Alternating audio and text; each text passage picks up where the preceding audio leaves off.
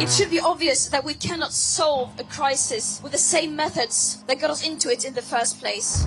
This is a last chance saloon. Because if we don't really take the decisions that are vital now, it's going to be almost impossible to catch up. We will end the moratorium on extracting our huge reserves of shale, which could get gas flowing as soon as 6 months. If unprecedented changes are not made and made soon, there will be irreversible damage to the planet. Zero carbon East Talk.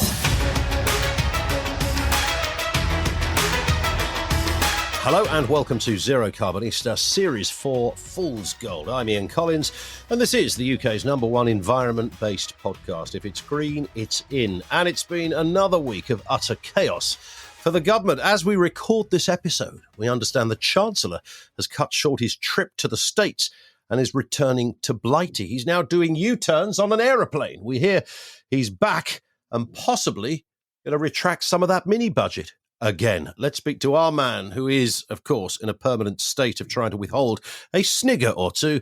He is the green entrepreneur and environmentalist Dale Vince. You can't write this stuff, Dale. You can't. Well, you could, right? But it would seem a little bit extreme. I mean, I wonder sometimes quite if we're living in like the Matrix, and the reality depends on which pill you've taken, red or blue, And then at the same time, it feels like we're in a bit of a Mad Hatter's Tea Party as well. Maybe it's a blend of the two, because it just goes from crazy to crazier, doesn't it, what this government are doing? What's interesting about this, these aren't kind of like Rishi Sunak supporters on the back benches causing trouble. These are some of her own ministers talking about this. It seems that they've kind of done what governments don't usually do, and her Chancellor have sort of sat in a room and cooked up these plans and said, what's going to look good, what's going to sound good, and they've come up with this absolute bollocks of a mini budget, and the whole thing is backfiring by the hour. I know, it's just incredible. And she's barely been in the job for a month, right? She's tanked the pound, destroyed our reputation abroad for like economic competence. And already our own backbenchers and frontbenchers, I think, are toying with the idea of getting rid of her. And how crazy could that be? After a story month? Today, yeah. The two headlines. I mean, remember, these are Conservative supporting newspapers. The Daily Mail, 17 days. You've got Liz Truss, say Conservatives. So they're giving her 17 days. And the other story on the front of the Times, which is perhaps even more damning, is a suggestion there's a plot to replace her and the Chancellor with Rishi Sunak and Penny Mordaunt. Wow. I was going to say, but with who? But you've just given me the answer. That's supposedly. I mean, obviously, everybody involved denies, no, we don't know what you're talking about, never heard. But that story didn't come out of nowhere, right? No. I mean, what's really mad about this is Liz Truss has no mandate at all, let alone for the most extreme economic policies we've probably ever seen. It's more extreme than Thatcher, I reckon. And she has no mandate. At least with Johnson, nothing happened. All we got was scandals. And with Truss, we've got the quite opposite, just crazy lashing out down this extreme right-wing road of theory, right? And the idea of tax cuts growing an economy is just completely disproven globally. It's never happened anywhere. Right, but, well, I heard a Labour MP yesterday echo that. He said, he was in Parliament when Thatcher was there, and he said she would never have done this because you wouldn't be able to afford it, so she'd have just said no. Yeah. It would have been as simple as that. And Major would have said no, and Blair would have said no, Brown would have said no. Liz Truss went, yes. What the hell? Mad. It's just mad. There's also, I noticed, did you see the Liz Truss and Rees Mogg talking about renewables? I haven't seen them talking about it. I've seen there's a clash coming over solar. Is that what you mean? Indeed, yeah. What's going on here? Well, oddly enough, it looks like Rees Mogg has come out to bat for solar. He's saying actually, and this is really interesting to me, he's saying it would be unconservative to tell farmers what they can and can't do on their land. And I love that because I was saying that yesterday when Liz Truss came out and said what she did about solar. I mean, it's bonkers what she said. She said she wants to give farmers the choice. Therefore, she's going to ban solar on their land as if they're being forced to put solar on there at the moment. And she's going to somehow solve this problem with a ban. It's all kinds of mixed up, right? I mean, that's properly like a Mad Hatter's Tea Party, right? I'm going to give you choice by taking away your choice. Yes, here's a choice as long as you don't pick that one. Yeah, and Rees Mogg is right. He's come out and said, I don't know if it's conservative or not, but he's right to point out that that's taking away the choice. And actually, he also said that he's not anti-green energy. And this is a bit like, wow, now I'm feeling weird, right? Because He said we've got to have as much green energy as we can get, and I'm like, oh my god, reality's melting in front of me. He could be our new champion in the Tory party. I mean, wouldn't that be funny? Yes, and if he sees off this solar ban, then like fair play to him, because it'll be so damaging. 20 billion of investment according to the FT up in smoke, and of course it's the fastest way we can build energy right now to fill in the energy gap that we have, and the cheapest and the cleanest. So it doesn't make sense to do it. And Rees Mogg suddenly seems to be on our side. If this was a sitcom, Dale, it would now cut to a scene of you standing next to Jacob on a podium with a big loud hailer saying, "Cut the fog, vote Rees Mogg." I can see it now. Yes. As he crosses the Rubicon to join the revolution. Imagine. Yeah. Let's talk about another aspect of climate change, human scale of human-driven species loss. I mean, you've talked about this forever. We've touched on this podcast for the last couple of years on the loss of species. Doesn't get mentioned often enough, frankly, but the story has always been there. And this latest development really does lay bare the problem. Yeah, I mean, it's a study from, nearly 100 scientists around the depletion of species around the world. A very big study. They're saying that since 1970, there's been a roughly 70% drop globally. 70% of all wildlife has gone. In the Caribbean, Latin America, and the Amazon, the figure's way worse. It's 94%, which is crazy. A mere 18% in Europe. But in total, what they're saying is it's like losing the human population of Europe, the Americas, Africa, and China, all just disappearing. Insane. And this is what we're doing to wildlife by taking land for farming, to grow animals, to feed ourselves. And I love the study that Oxford did a couple of years ago now that said if we stop eating animals, we free up 75% of all farmland, which is nearly half the planet. By land mass, which is so important that we do that, right? Because we're in the sixth great extinction, the biggest extinction of species on our planet since the dinosaurs went under. That's extraordinary. And you'd think, I guess what is disappointing about this, just take our own government out of it. It's hard to find a government around the world that is taking this seriously. It is, actually, especially in the most affected zones like correct. Well, right. I mean, they have. I mean, this whole kind of logging fascination and chopping down forests. Which when we were kids, Dale, we remember those headlines, and we realise how much was being taken. Talking of the Amazon in particular, and although they said it had stopped, it didn't really stop, and there's too much money in it for various governments, and one would assume. I don't want to malign people unfairly, but a few brown envelopes in the process. Well, yeah, I'm sure it's all about the money, and it's their natural resource, isn't it? I mean, it's the thing they've got to cash in, and right, yeah. I do think it's hypocritical of us because we've cashed ours in a long time ago. Well, that's exactly their argument, isn't it? So, well, hang on a sec, you've been doing this for 80 years. Now we're suddenly trying to do what we can do that is our best chance of financial survival. So you kind of hear the argument, but maybe we have to move above that, but we'll watch with interest. Here's a question from Liam on Twitter who says, where do you stand now that there's a windfall tax on renewable energy? Is that good too? Well, look, in principle, it is, and it should apply the windfall tax anywhere where there are super profits. But in practice, the way the government are going about this is just all kinds of wrong. So what they're proposing is actually a price cap on renewables, whereas you've got some kind of windfall tax on the North Sea. The North Sea windfall tax was really quite mild, with huge exceptions, like up to 90% tax avoidance if you invest in stuff. There's no such thing in this price cap for renewables, and they're two different things. If you cap revenue via pricing or you tax profits, they're very two different things. But also they want to let Drax off the hook, this huge ex-coal burning, now Canadian tree burning monstrosity that's making gargantuan sums of money because they're firing up new boilers now because of the energy crisis, and that stuff won't be under long-term contracts. So the real Achilles heel of the government's plan is that just about all generators sell their energy long term. So they fix their price before the war. So they aren't making bumper profits. New capacity now will get a war price and be making bumper profits. And so that's a bit of a jumble sale of arguments. But what I want to say is essentially we should have a tax where there are super profits, but why the focus is on renewable energy and why it's such a harsh approach compared to the North Sea? Why isn't there a price cap on North Sea gas? Just make it equal, be consistent, be transparent, be fair, and let's tax super profits where they occur, and let's price cap everything. Yeah, and of course the energy companies often, the response they come back with is look, we've got some super profits now. Half an hour ago, we were in the red. So, it might look good, but this is about long term. It's about investment. So we have to plan for the future. So these big numbers are very seductive for the for the tax man. However, they might not always be like that. That seems to be their argument, though. Yeah, that's true. I'm not sure the oil industry is ever really in the red. So on the day, Liz Truss announced her energy bill intervention, which will probably cost 150 billion by the next election, which it runs to.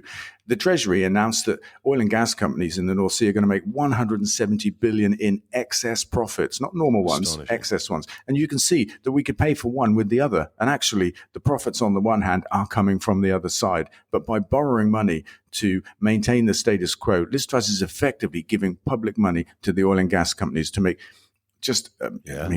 what are they going to do with it? They had a BP said we're like a cash machine right now. Then they went and bought all kinds of shares back and paid off debt. They just didn't know what to do with it. So much money they didn't know what to do with it. Again, you can't write this stuff. Here's a phrase we hear a lot. What about China? Every time there is, of course, a debate on what we should be doing, whether it's insulating our homes, and we'll come to that in a second. But what about China seems to be the kind of the mantra of the day. But and you've said this consistently. Actually, China are perhaps making more progress on things than we realise. Yeah, absolutely. This is what I always say. You've just got to look at what China are doing, the rate of the building of wind energy, for example, and solar. And of course, they also manufacture most of the world's solar in their country. So our own industry and our own pathway to net zero depends on Chinese industry. But anyway, forget all of that. The news that we're talking about is that China have unveiled this new method of storing energy. It's basically compressed air, but super cold compressed air. And they've just built a 100 megawatt scheme, and it's got a 70% round trip efficiency, which is incredible. And what they're saying is that we need a lot of storage to be 100% green on the grid. And at the moment, the big way to do that appears to be lithium ion batteries. There could be a shortage of lithium coming. There definitely is a price spike happening.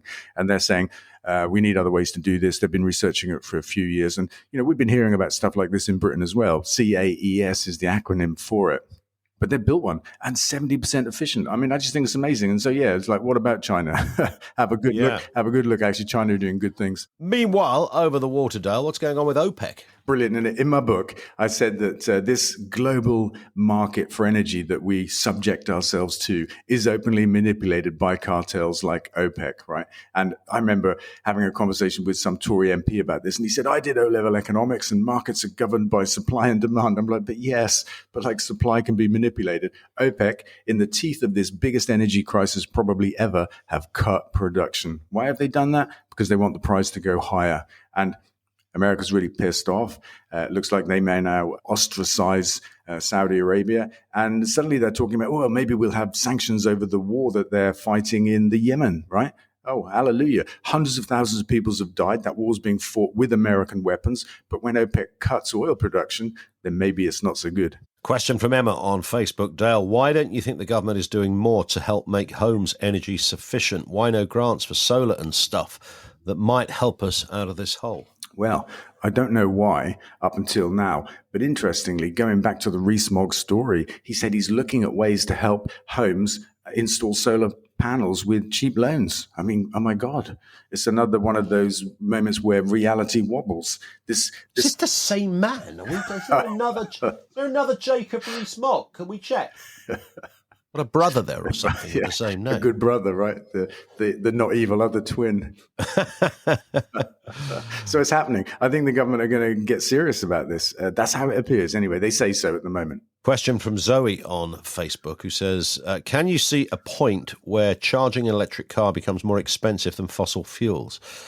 Does that kill adoption dead? And of course, there is a lot of talk about this at the moment with the cost of electricity. And depending on which report you read, some people take a worse scenario and say it's actually now more expensive to charge certain cars than it is to fill up with petrol. Don't think that is actually true, no. But certainly people are looking for those narratives, perhaps in order to back up their addiction to petrol. No, I don't think it's remotely true. I mean, you're talking about nearly 100 quid to fill up a big car these days, petrol diesel. And, by comparison, maybe a 10 or maybe 15 quid to fill up an electric car. And the price of electricity is tied to the price of oil and gas. That's just how our system works. And so they will go up and down together.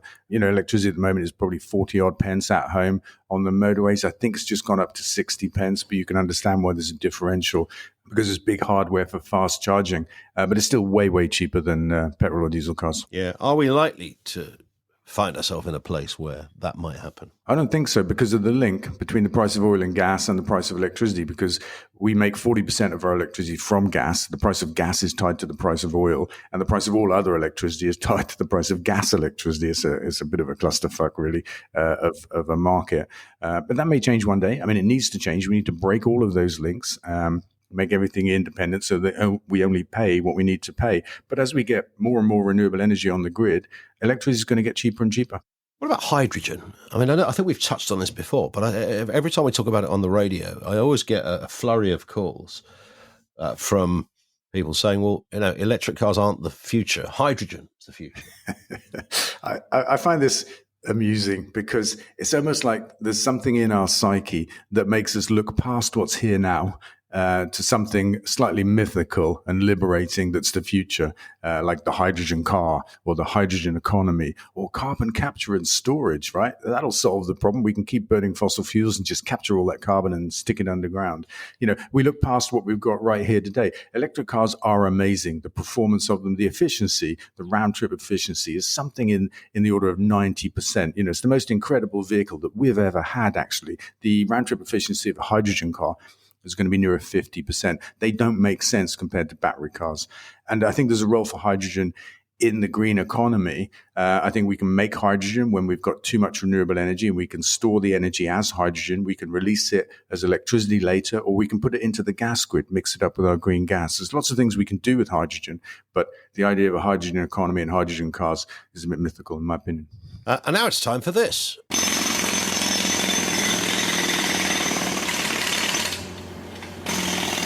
That, of course, means only one thing. It's Fracking Corner. And let's start with Tory Lancashire Council questioning the government on fracking. Yeah, fair question, right? The government have said it will only go ahead where it has public support. And Lancashire County Council have said, well, how does that work, right? How do we measure public support? Can you tell us? What's the mechanism? Of course, the government can't because they don't know. And the council have also said, and will you also ensure or confirm that we can make the planning decision? Let the county councils make the planning decision. That's got to be one way to make sure that it has local public support. But silence so far from the government, but fair play to them. Well, nobody see. I mean, there's another story. Tory MPs in talks with Labour to ban fracking. I mean, it almost seems there's about 3 people and a dog that support fracking. So most MPs, including most Tories, local authorities, local populations and residents. Yeah. So does anybody support this? Even the founder of Quadrilla, right? Yeah, he came out, didn't he, and said this is all bollocks. This isn't going to work here. He said, I'm a fracking fan, but not in Britain. Yeah, he laid out why it won't work in this country. And yet there is a sort of a fascination. I think it goes back to exactly what Liz and Kwasi are doing with the finances, isn't it? They came up with every headline, every soundbite that thought sounded very conservative to placate, a few of those old duffers that voted for them. And fracking was central. Yeah, it's all under our feet. We can frack the out of the place and everything will be hunky-dory. And, of course, it isn't hunky-dory. And now they're kind of having to sort of row back a little bit, saying, well, local consent and all the rest of it. It's not going to happen, is it? It's really not going to happen. It was always the get-out clause. When Liz Truss said it was coming back, as long as it had local consent, I saw that as the biggest caveat you could ever write for fracking, certainly, because it's always had anything but local consent. Yeah, it's interesting, isn't it? In the States, I know you wouldn't support it. What do we know about, just to put some meat on that particular bone, Dale? Why is there a difference? What is the fundamentals that divide the ability to frack in the States and not the UK? Well, I'm going to quote the head of Quadrilla here because I think he's got credibility. They've got different geology to ours. It's safer to frack. And, of course, they've got a much bigger country with less dense population centers where they need to frack. I mean, they just don't have people out in the middle of nowhere, and so they can frack and it can't upset anybody, and they've got different geology. I mean, they're two fundamental things. We're a small, densely packed island, and our geology is completely different to America. Moment on football. I think we should have a moment on football. Okay, we must. Let's start with last weekend. Yeah, why not? That's a good moment for football. Beating Bolton 1-0, is that what you mean? Yeah, I mean, There you go. I mean, that's the direction of travel, right? Yeah, brilliant. I mean, it really was. We played super well. It was great to see. And, it shows what we're capable of. We had, I think, at least one key player come back into the squad. We could have another one this Saturday. We're still missing about 3. So it's a kind of work in progress. But it showed us how we can play when it all comes together, and it gives us all great hope, actually. Yeah. Port Vale tomorrow, right? Port Vale tomorrow. And they're always tough. They were tough in League Two as well. So it'll be a tough game. Lovely people, though. The people that run the club, they do really great things in the community there. You're too generous, Dale. No, there are lovely people in football. There really are. There's some. Yeah, not all. Not all. True. Final one from Matt, who says, I heard you on the New Statesman podcast and thought you were a breath of fresh air. So I'm now listening to this podcast, the Fool's Gold series, and going back into the archives. Yeah, what can I say? That's fabulous. Thanks for telling us, Matt. And, I really enjoyed the New Statesman chat. And as I do most of them, actually, we just get me started on energy and all that kind of stuff. And I'm off like the bunny with the Duracell batteries. Fantastic. I don't know how many of these we've done now, but there's probably 100 or more to look back on over the last couple of years. So Matt's got a lot of time to digest a lot of us wittering on. Nice one. All good stuff. Have a cracking week, Dale. We'll speak next week. Yeah, thanks, Ian. See you later. And that's it for this episode. Don't forget to follow this podcast from your podcast provider so that you get each new episode automatically, and leave a review there too. Follow Dale on social media, twitter.com/DaleVince, facebook.com/DaleVince, also on TikTok and Insta as well. Zero carbon. East off.